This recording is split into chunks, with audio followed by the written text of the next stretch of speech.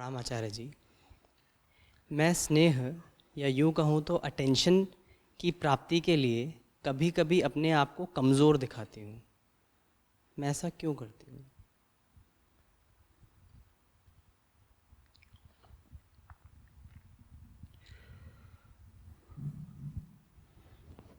किनका है?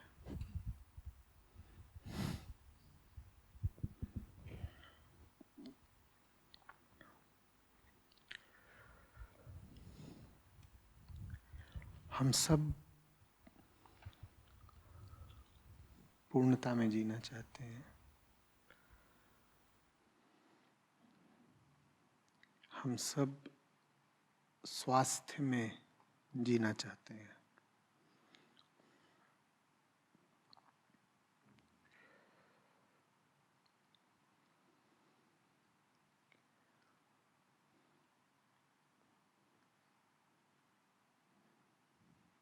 हम चाहते हैं कि हमारे अनुभव में न आए कि हम बीमार हैं, आधे अधूरे हैं, चिंताग्रस्त हैं।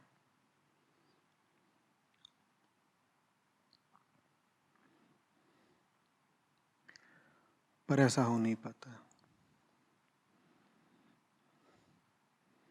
हमारा अनुभव ही हमें बता देता है कि हमारी हालत क्या है।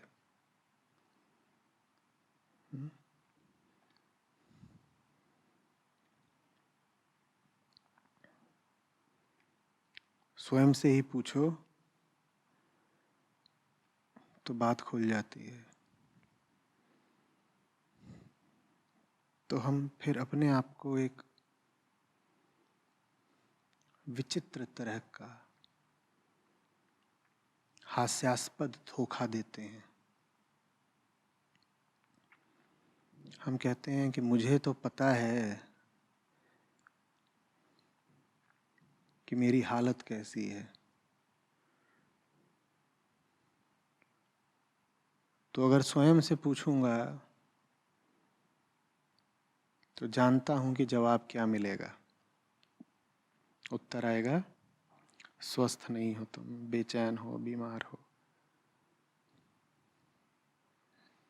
हम तिकड़म लगाते हैं, हम दूसरों से पूछते हैं।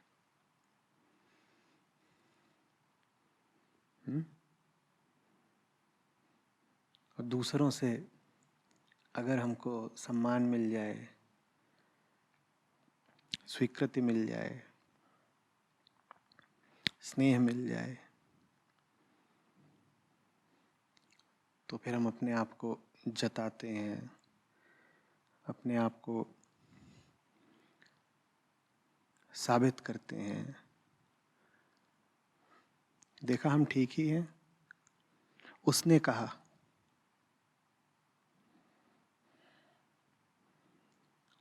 देखा, हम सम्मान योग्य हैं। उसने हमें सम्मान दिया। देखा, हम इस लायक हैं कि हम पर ध्यान दिया जा सके, हमें ध्येय बनाया जा सके। देखो, उसने हम पर ध्यान दिया ना अभी अभी।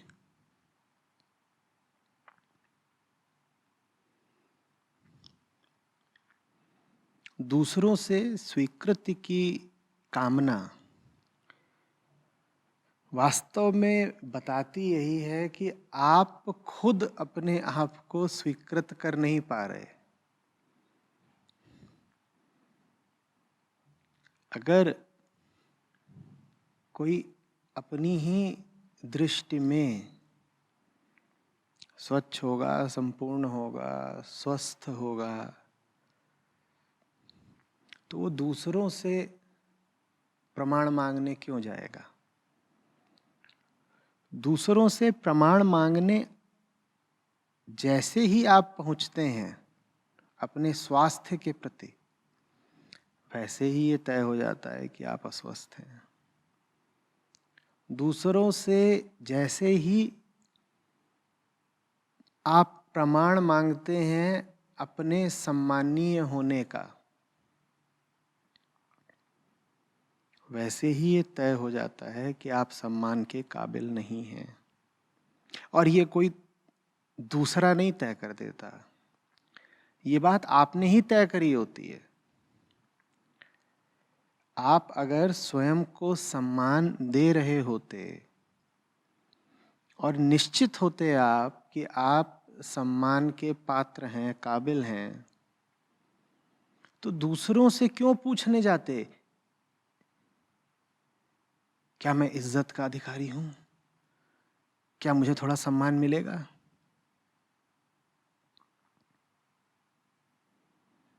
और दूसरे कभी उतना जान नहीं पाएंगे जितना आप जानते हैं। कारण स्पष्ट है, बात ज्ञान की नहीं, अनुभव की है। बीमारी अनुभव है, बेचैनी अनुभव है। तो आप के भीतर जो कुछ चल रहा है, आप ज्ञानी हो चाहे अज्ञानी हो, भीतर चलने वाली घटना का अनुभव तो आप ही करेंगे ना। और जो दूसरा व्यक्ति है वो कितना भी ज्ञानी हो, लेकिन वो अनुभव तो नहीं कर सकता आपके भीतर क्या चल रहा है। हाँ, वो हो सकता है कि अपने ज्ञान के द्वारा कुछ अनुमान लगा ले, कुछ हिसाब करे, कुछ गणित करे, लेकिन फिर भी आपके पास जो स्पष्ट और प्रत्यक्ष प्रमाण है वो किसी दूसरे के पास नहीं हो सकता। भाई दूसरा अपने ज्ञान के आधार पर ये प्रमाणित भी कर दे कि आप साहब बहुत स्वस्थ हैं, लेकिन ये तो आप ही जानते हैं ना कि भीतर चल क्या रहा है, कि नहीं? जानते तो आप ही हैं कि रातों की नींद उड़ी हुई है और दिन में खटपट लगी हुई है। तो दूसरा किस हद तक काम आ सकता है हमारे?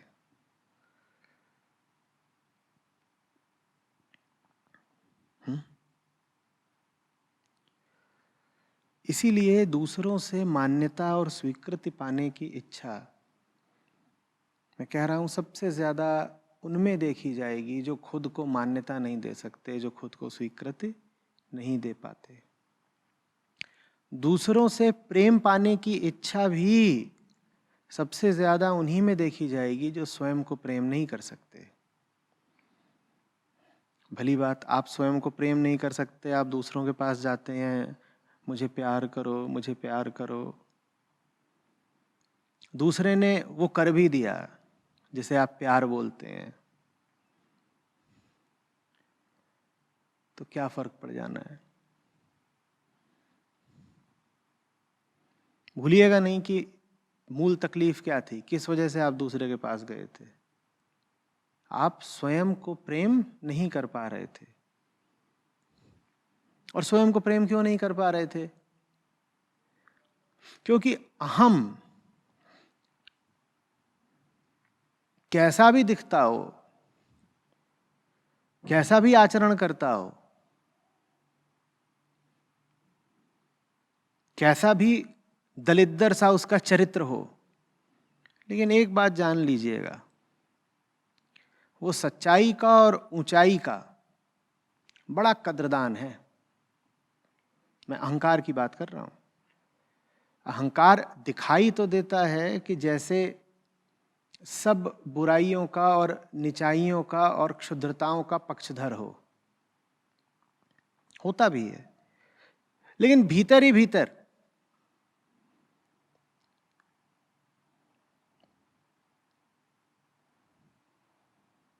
वो आशिक तो होता है सच्चाई का और ऊंचाई का।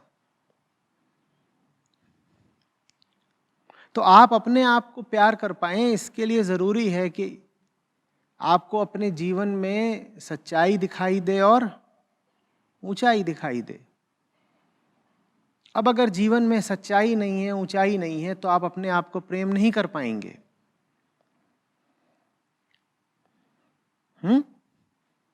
आपको अपने प्रति ही एक ग्लानि रहेगी एक लज्जा सी रहेगी, एक जुगुप्सा रहेगी।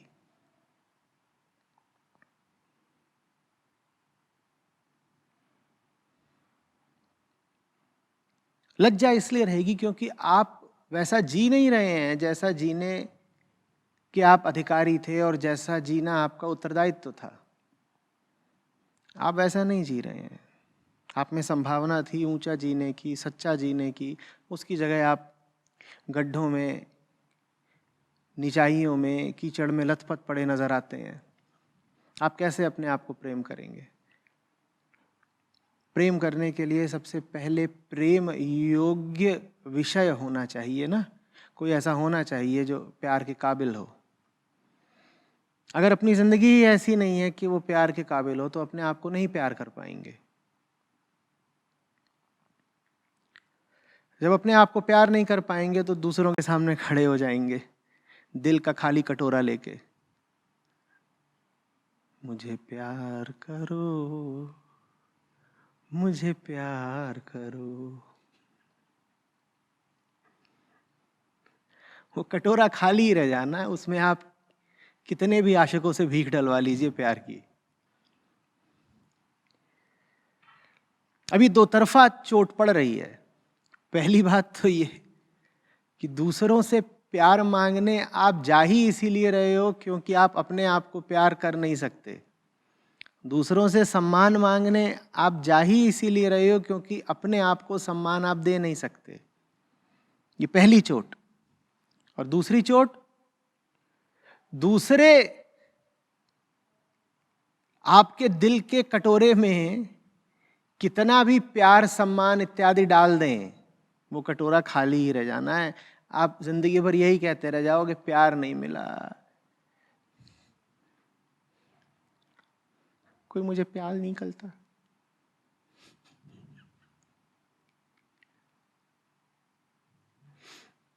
ये सुना है कि नहीं सुना है?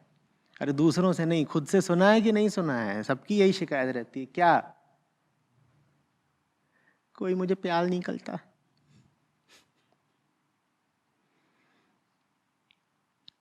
आधे फिल्मी गाने ही इसी तर्ज पर हैं।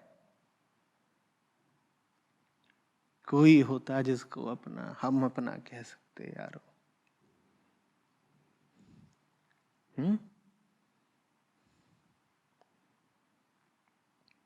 प्यार की प्यास।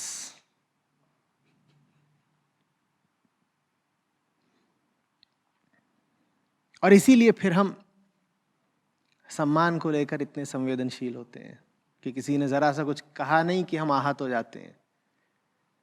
उसने मेरा अपमान कर दिया। पता है ना हम किस खानदान से, हम अपना अपमान नहीं झेलेंगे। अरे बात खानदान की है ही नहीं, बात तुम्हारे खोखलेपन की है।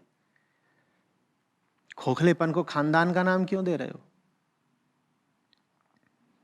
तुम्हें पता है कि तुम सम्मान के काबिल नहीं हो, इसीलिए दूसरा जैसे ही तुम्हारा जरा सा अपमान करता है तुम भीतर तक दहल जाते हो।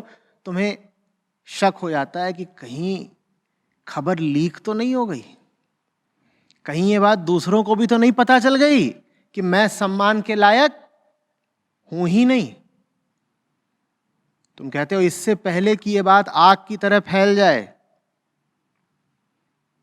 कि मैं तो हूं ही अपमान का अधिकारी, जल्दी से मैं अपमान करने वाले को मिटा देता हूं, उससे लड़ लेता हूं, उसे तोड़ देता हूं या उसे मार ही देता हूं। क्योंकि असली बात तो यही है कि जिसने मेरा अपमान करा है उसने काम बिल्कुल ठीक करा है। अपमान तो मेरा होना ही चाहिए। जो अपनी नजरों में अपना सम्मान करता है उसे क्या अंतर पड़ेगा इस बात से कि दुनिया उसे कैसे देखती है? बताओ मुझे।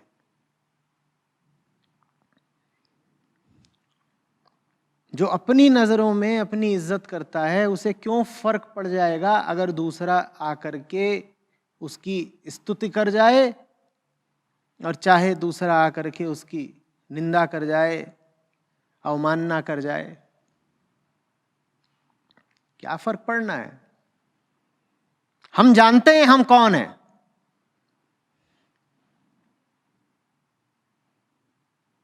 अपनी इज्जत आप करना हम जानते हैं, दूसरों से थोड़ी इज्जत मांगेंगे।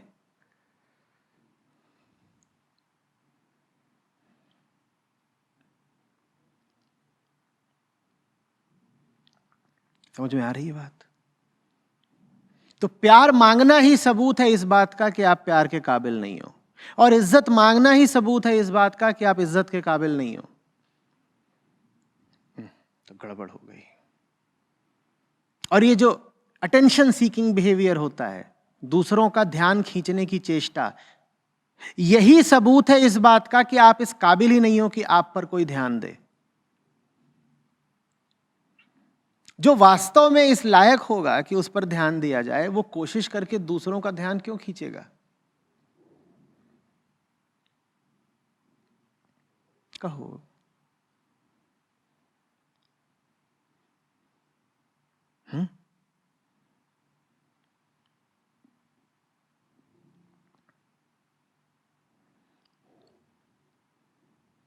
फिर दूसरों का ध्यान आप इसलिए भी नहीं खींचते कि आप उन्हें कुछ दे सको।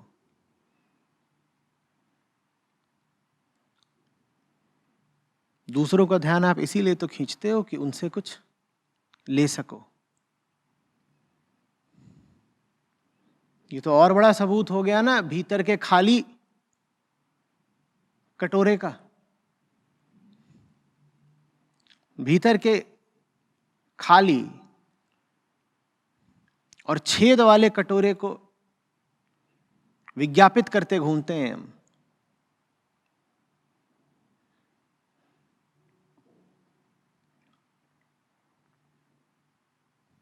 तन्हा है मेरी जिंदगी, तू आ आ आ। क्या भाई, प्यार मांग रहे हो खैरात? पर अधिकांशतः हम प्रेम खैरात की तरह ही मांगते हैं। कोई कोई ही होता है जिसको प्रेम मिलता है पूजा की तरह, प्रशंसा की तरह।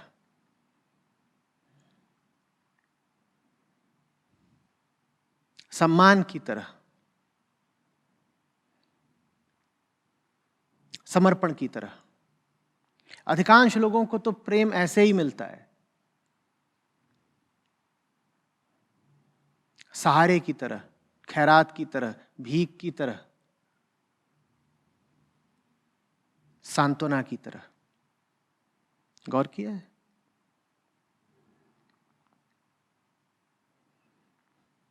हजारों में कोई एक होता है जिसको प्रेम इसलिए मिलता है क्योंकि वो काबिल है। बाकियों को तो प्रेम मिलता ही इसीलिए है क्योंकि वो नाकाबिल है।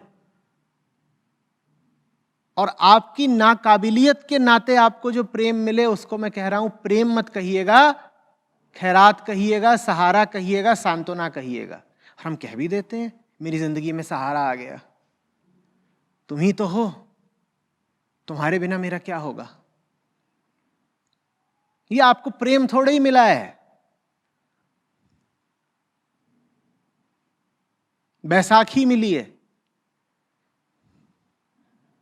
बैसाखियों से प्रेम तो नहीं किया जाता ना। ना आप बैसाखी से प्रेम कर पाएंगे, ना बैसाखी आपसे। यूं ही परस्पर लेन देन का रिश्ता है। ये भी हो सकता है बैसाखी बनी रहे, आप स्वस्थ हो जाओ तो बैसाखी की कोई ज़रूरत ही ना पड़े। और ये भी हो सकता है कि बैसाखी टूट जाए, घिस जाए, तो आप अपने प्रयोग के लिए कोई दूसरी बैसाखी ले आ लो।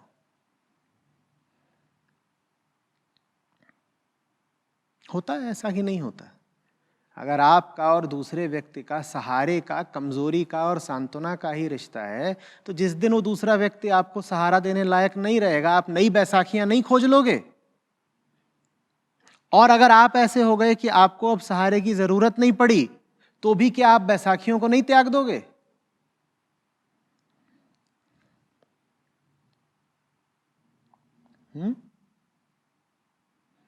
पर अधिकांशतः ऐसा ही होता है हमारा प्रेम, स्नेह, अपनापन। ऐसा प्रेमी तो हम खोजते ही नहीं जिसको सर उठा के देखना पड़े, जो इतना ऊंचा हो, इतना ऊंचा हो कि सम्मान ही नहीं श्रद्धा का पात्र हो। ऐसा प्रेमी हम खोजते ही नहीं। ऐसा प्रेमी हमें बड़ा खतरनाक लगता है। खतरनाक क्यों लगता है? क्योंकि अगर ऐसा कोई आ गया जीवन में तो हम उस पर नियंत्रण कैसे करेंगे भाई?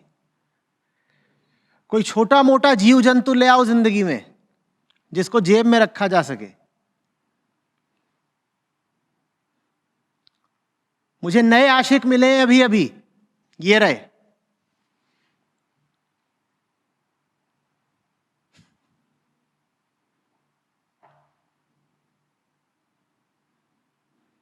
ये रहे।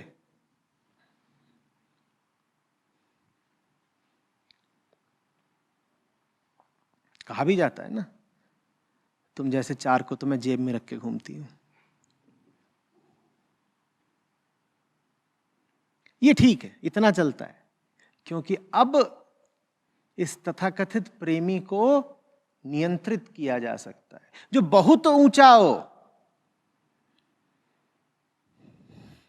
उसको जेब में कैसे रखोगे? तो ऐसे को हम प्यार करते ही नहीं। फिर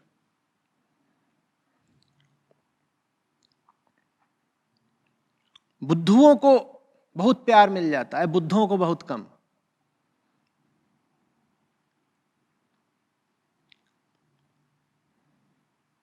बुद्ध को आप एक सतही सम्मान दे सकते हो, दूर ही दूर से उनके प्रति आकर्षित अनुभव कर सकते हो, पर प्रेम नहीं करोगे उनसे। वास्तव में इस पृथ्वी पर जिनको सबसे कम प्रेम मिला है वो मुक्त पुरुष ही है। मजेदार बात क्या है, उन्हें फर्क नहीं पड़ता।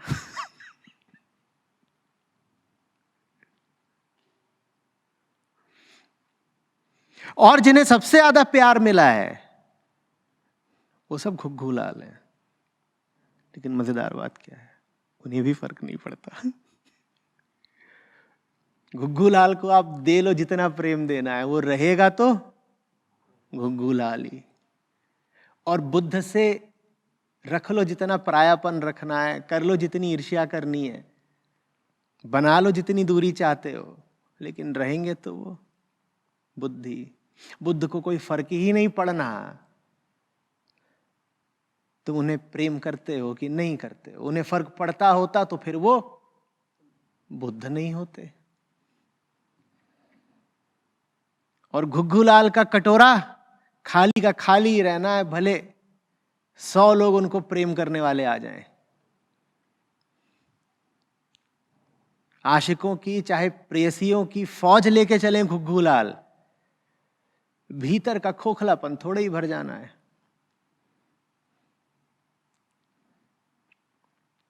कि भर जाना है।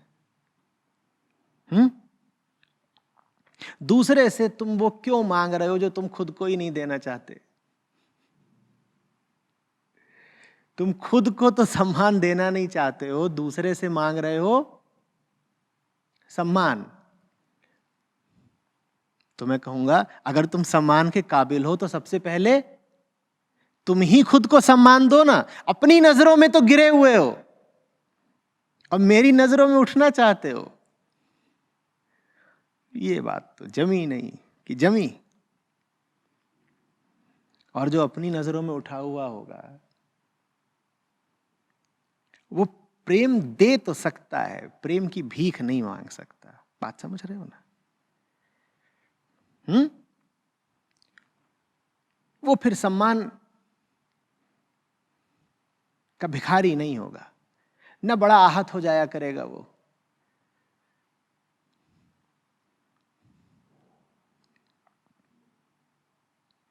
आ रही बात समझ में?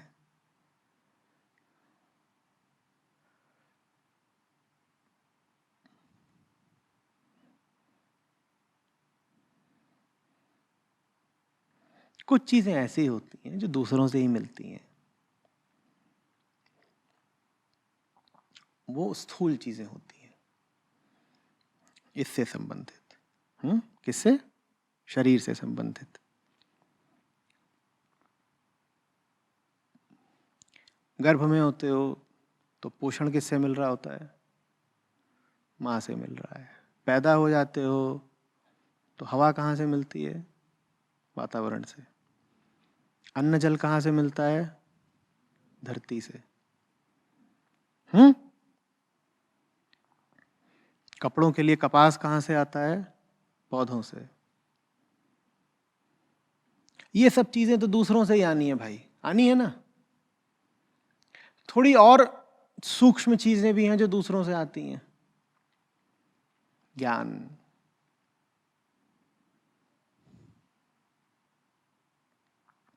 संस्कार आदि भी, जो कि ज्ञान का ही एक रूप है, ये सब भी दूसरों से ही आ जाते हैं। ठीक है, यहां तक। भाषा तुमको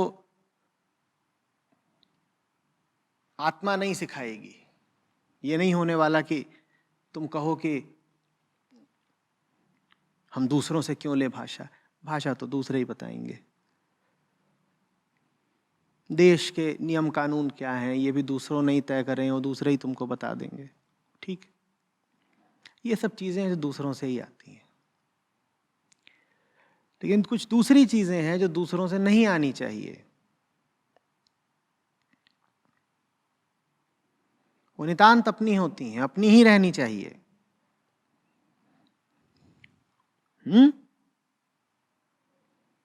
मत कहो कि कोई आकर के मुझे खुशियां दे जाए।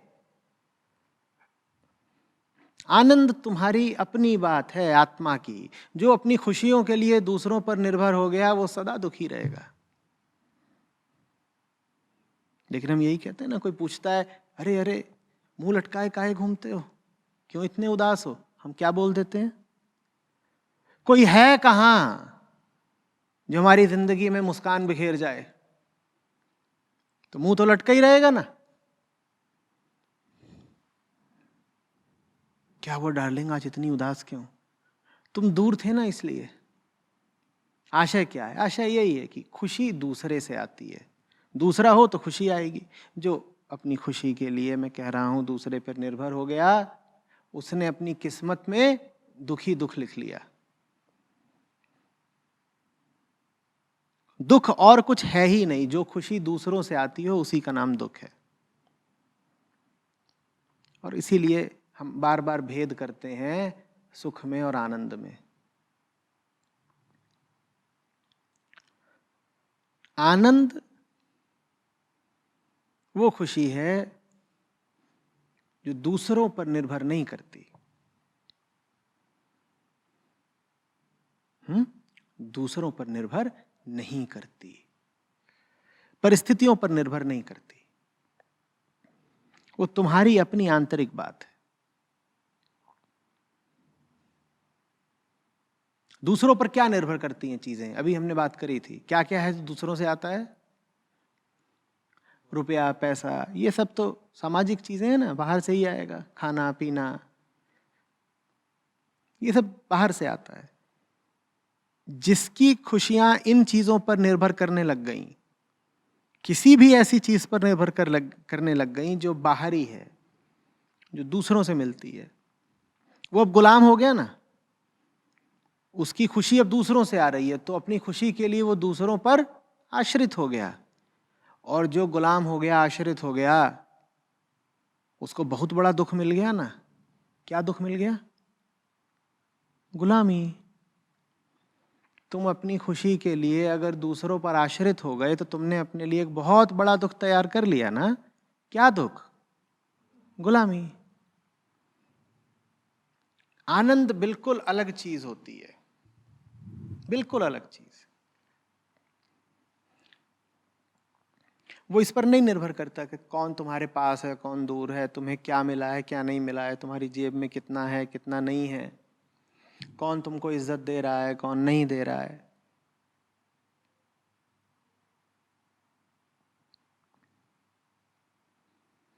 आनंद किसी ऐसी चीज पर आश्रित होता है जो तुमसे छिन नहीं सकती, जो अनन्य है तुमसे, जो तुमसे विलग जुदा हो ही नहीं सकती। दूसरे तुमसे सब कुछ छीन सकते हैं, लेकिन तुमसे वो तो नहीं छीन सकते ना जिसको तुम अपने आप से अलग होने देने को राजी ही ना हो।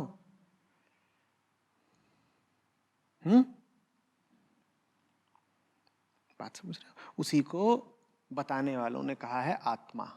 आत्मा माने कुछ ऐसा जो तुमसे अलग हो ही नहीं सकता।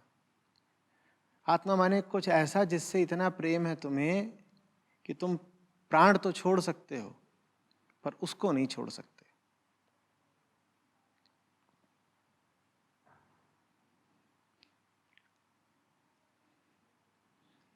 आनंद का मतलब है हमने जिंदगी जी है ऐसी और हम हैं ऐसे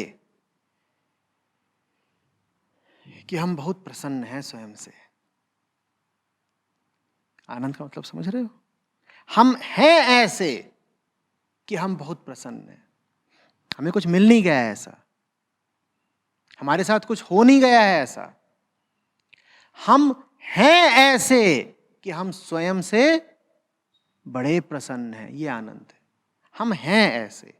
अब दूसरों पर निर्भर होना पड़ेगा क्या?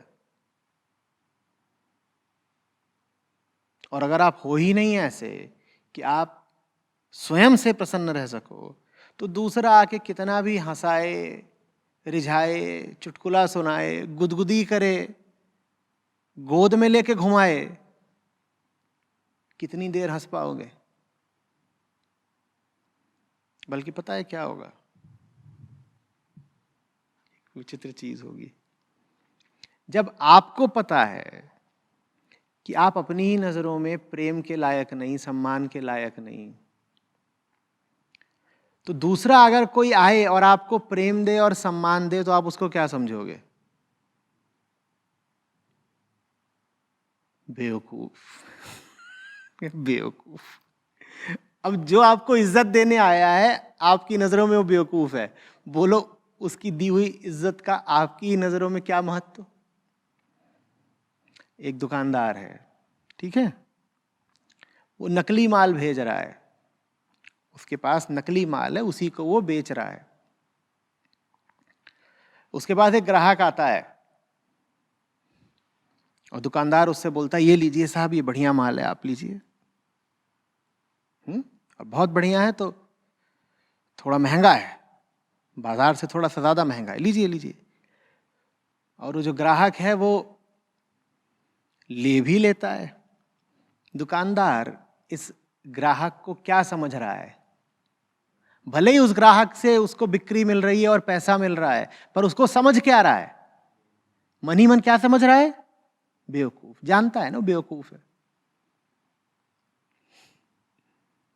ठीक उसी तरह से हम और किसी को बेवकूफ समझें चाहे ना समझें, जो हमें प्यार दे और इज्जत दे उसे हम सबसे ज्यादा बेवकूफ जानते हैं, क्योंकि हमें पता है कि हम प्यार और इज्जत के काबिल नहीं हैं। इसी से ये भी समझ लो फिर कि हम छुपे छुपे चुपचाप सम्मान किसका करते हैं? जो हमें इज्जत नहीं देगा हम उसकी इज्जत करेंगे, और जो हमें प्यार नहीं देगा हम उसकी ओर आकर्षित हो जाएंगे। अब समझ में आ रहा है लोग सेलिब्रिटीज के पीछे क्यों भागते हैं? क्योंकि वो तुम्हें दो धेले का कुछ नहीं देने वाले। तो उनके सामने पड़ जाओ तो तुम्हें कोहनी मार के हटा देंगे, बल्कि वो तुम्हें छुएंगे भी नहीं। उनके गार्ड्स हैं जो आएंगे तुमको इधर उधर, चल हटो, और तुम उन पे जान निछावर किए रहते हो। इसीलिए क्योंकि वो तुम्हें एक पैसे की इज्जत नहीं देने वाले, वो तुम्हें कोई न ध्यान देने वाले हैं न प्रेम देने वाले हैं। इसीलिए वो तुम्हारी नजरों में प्रेम के और सम्मान के अधिकारी हैं।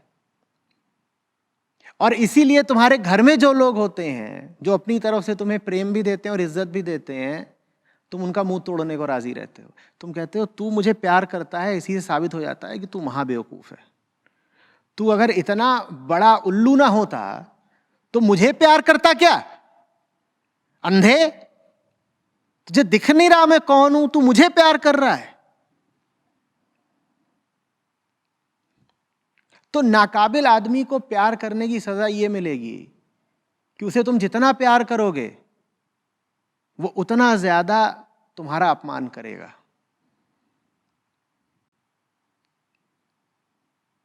और नाकाबिल आदमी के साथ बिल्कुल ये उल्टा नियम भी चलता है कि तुम जितना उसकी उपेक्षा करोगे, जितना तुम उसकी अवमानना करोगे, वो उतना ज्यादा तुम्हारे सामने नाक रगड़ेगा।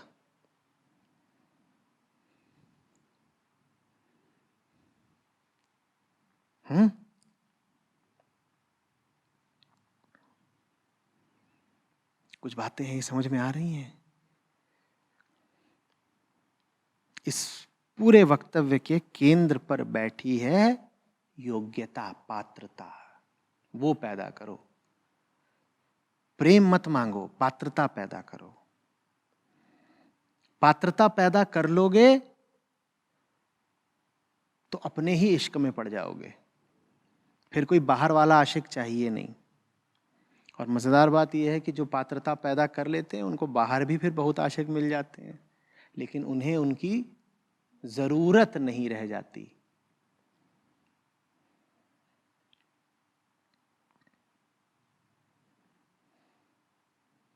समझ में आ रही है बात?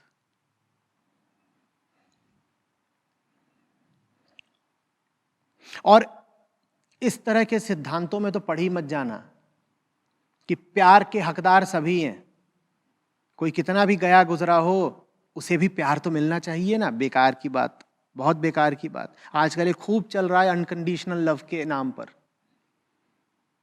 कि कोई कैसा भी है उसे प्यार करो।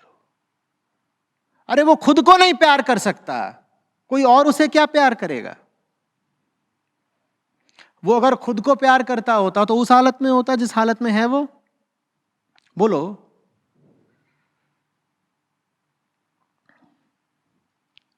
प्यार इतनी सस्ती चीज नहीं होती है कि यूं ही बांटते फिरे। हमें भी ऐसा ही बताया गया है कि भले लोग तो वो होते हैं, संत मानुस तो वो होते हैं जो गली गली प्रेम बिखराते फिरते हैं। सब बेकार की बातें हैं। संत वो है जिसने सिर्फ उच्चतम से प्यार किया है, जो सिर्फ राम से प्यार करे, उसका नाम है कबीर। तुमने क्या समझ लिया? वो गली गली जो कोई मिल रहा है उसको प्रेम देता फिर रहा है ना। संत वो बिल्कुल नहीं हो सकता जिसको हर किसी से प्यार हो जाए।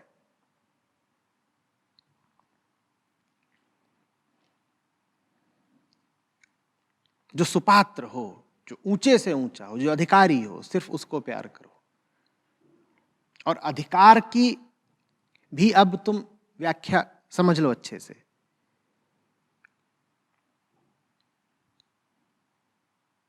जो अधिकार है आपका, वही कर्तव्य भी बताता है आपका।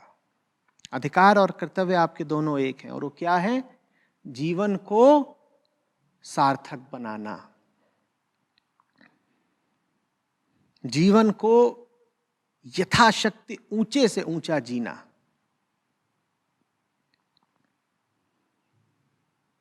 यही कर्तव्य है, यही धर्म है, और इतना ही करने पर आपका अधिकार है। ये करिए।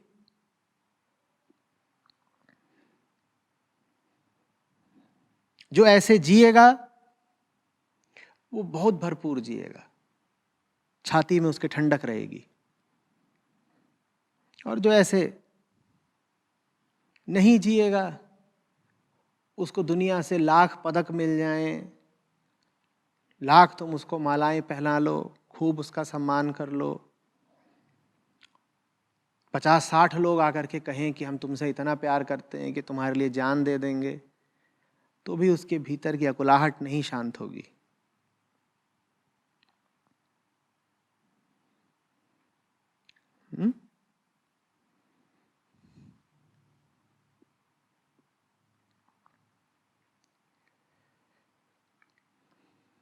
प्रेम और पात्रता बिल्कुल साथ साथ चलें, भूलिएगा नहीं। हल्की चीज नहीं प्रेम की, कहीं भी लुटा आए। जो पात्र नहीं है प्रेम का, फिर उसके प्रति क्या रखना है? उसके प्रति संवेदना रख लो, उसके प्रति करुणा रख लो। संवेदना और करुणा एक बात है, प्रेम बिल्कुल दूसरी बात है। कोई आशिक तुम्हारे दरवाजे दिन रात खड़ा रहता है, कुत्ते की तरह जीभ लटका के और दुम हिलाता हुआ, उसको रोटी डाल दो, वो एक बात है। पर तुम कुत्ते के साथ साथ कुत्ता थोड़ी बन जाओगे, कि बन जाओगे? बोलो। संवेदना रखना ठीक है, करुणा रखना भी ठीक है, गिरे हुए को सहारा देकर ऊपर उठाना भी ठीक है, पर प्रेम वो गिरे हुए को सहारा देने का नाम नहीं होता। लेकिन ये बात हमें काफी बता दी गई है। उस झूठी धारणा को मिटाना बहुत जरूरी है। गिरे हुए को सहारा देने का नाम प्रेम नहीं होता।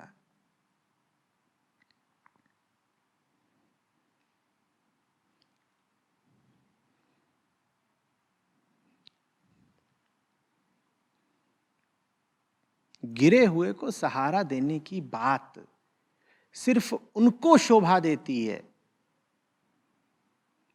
जो खुद हिमालय सरीखी ऊंचाइयों पर बैठे हों। आप वहां बैठे हैं क्या? गिरे हुए के प्रति मैं कह रहा हूं, करुणा रखिए। बेशक उसे हाथ दीजिए, सहारा दीजिए, उठाइए, पर प्रेम दूसरी चीज है। अंतर क्या है प्रेम और करुणा में, समझिएगा। प्रेम उससे किया जाता है जिसमें आप समाहित हो जाना चाहते हो। प्रेम जिससे किया जाता है, व्यक्ति बिल्कुल उसके जैसा हो जाना चाहता है। प्रेम में यह बात है। प्रेम में ऊर्ध्वगमन है, ऊंचाई है।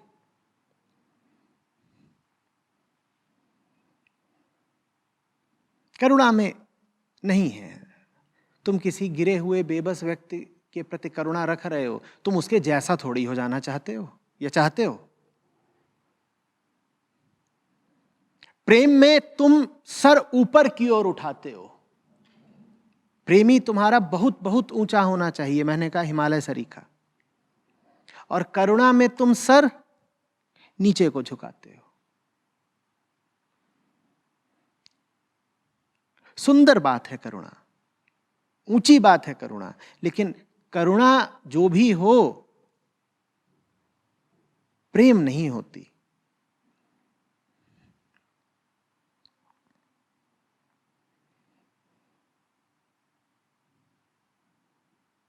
बात आ रही है समझ में?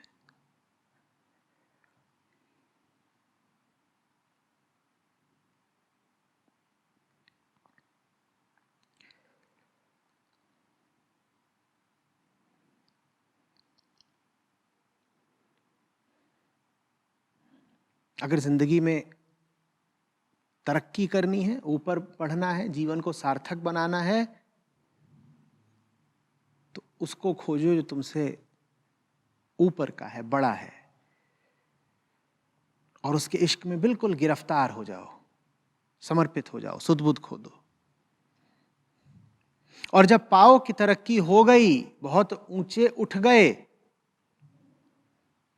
तब पाओगे कि जितने भी हैं जो अभी ऊंचे नहीं उठे हैं, उनके लिए तुम्हारे पास है करुणा। लेकिन तुम खुद अभी मिट्टी में ही लौट रहे हो और कहो कि हाँ मिट्टी वाले जितने हैं मेरे पास उन सब के लिए करुणा है, तो ये बिल्कुल बेकार की बात है। तुम्हें अभी हक ही नहीं है करुणा का, तुम अधिकारी ही नहीं हो करुणा के। तुम पर करुणा बिल्कुल चुटकुले जैसी लगती है। जैसे कि कोई भिखारी कहे कि मुझे नगर भोज देना है, इस शहर में सब भूखे मर रहे हैं, आज मैं भंडारा लगाऊंगा। लेकिन भाई साहब बस वो थोड़ा सा 2 रुपया दीजिएगा, मैंने 3 दिन से कुछ खाया नहीं है। जो खुद जमीन पर लौट रहा है उसको करुणा शोभा नहीं देती। हम में से अधिकांश लोग वही हैं जो अभी खुद ही जमीन पर लौट रहे हैं। हमारा धर्म है प्रेम, संतों का धर्म है करुणा, संसार के प्रति, संसार के प्रति हमारा धर्म है प्रेम।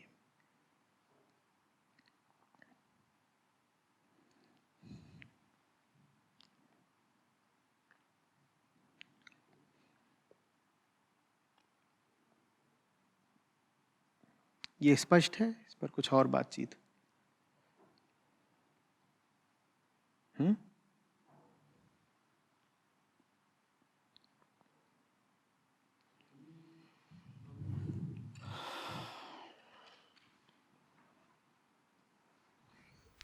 आचार्य जी, इसमें एक मन में स्थिति ये रहती है, जैसे मान लीजिए कोई व्यक्ति है, उसके छोटे बहन भाई हैं, वो अपनी खुद की पढ़ाई कर रहा है, तो उसे लगता है यार कि मैं इनको थोड़ा गाइड कर दूं, जो मेरे को जानकारी मिली है। तो उसमें उसको अपने व्यवधान होता है, उसका अपना समय जाता है उनको गाइड करने में, वो गलत रास्ते पे चल रहे होते हैं। तो उस या वो कई बार ज़ोर ज़बरदस्ती करके उनको सही रास्ते पे डलवाता भी है, सही स्कूलों में या सही कोर्सेज में।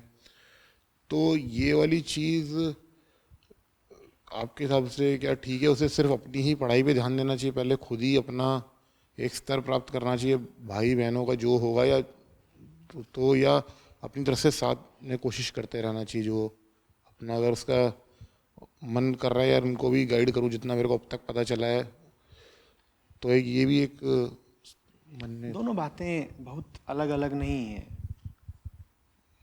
अगर ये भी प्रेरणा है कि अपने से नीचे वाले को ऊपर उठाना है, तो वो तुम कर कैसे लोगे अगर तुम्हारे अपने ही बाजुओं में दम नहीं है?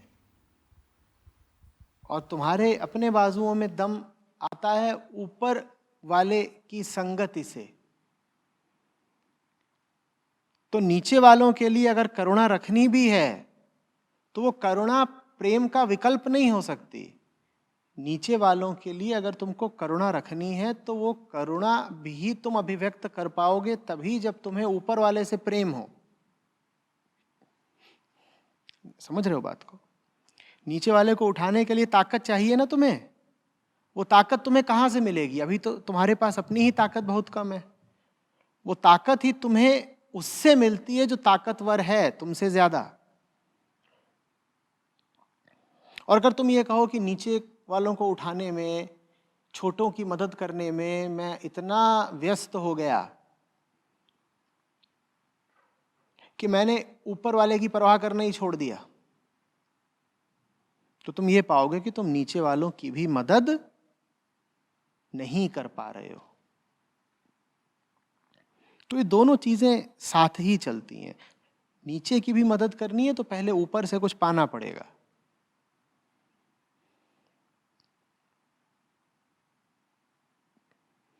जो लोग कहते हैं कि उन्होंने दूसरों की मदद करने के लिए अपनी कुर्बानी दे दी, उनको एक बड़ी सजा ये मिल सकती है कि वो पाएं कि जिनकी मदद करने के लिए उन्होंने अपनी कुर्बानी दी, वो उनकी मदद भी नहीं कर पाए।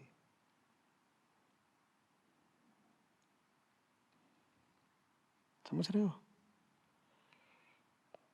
तो प्रेम का कोई विकल्प नहीं है। प्रेम का मतलब ही है जीवन को ऊंचा ऊंचा और ऊंचा ले जाना, जीवन को उसके साथ रखना जो साथ रखने के लायक है। वो पहली चीज है भाई। उसके बाद तुम जितनी मदद करनी हो दुनिया की कर लेना, पर जो केंद्रीय मुद्दा है उस पर समझौता करके नहीं। उस पर समझौता बिल्कुल नहीं करा जाता, एकदम मत कर लेना।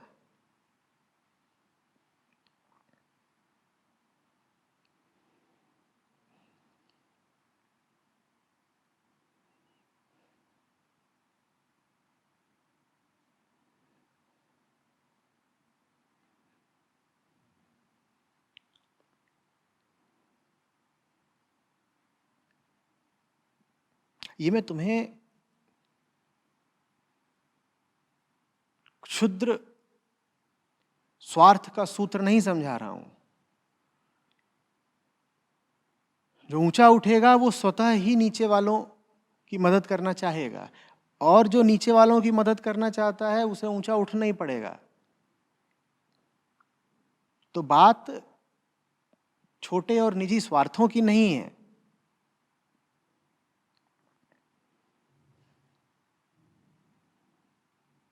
बात जीवन के कुछ मूलभूत सिद्धांतों की है, उनको नहीं भुलाया जा सकता। जो उनको समझते नहीं हैं, जो उनकी उपेक्षा करते हैं, वो आजन्म दुख पाते हैं।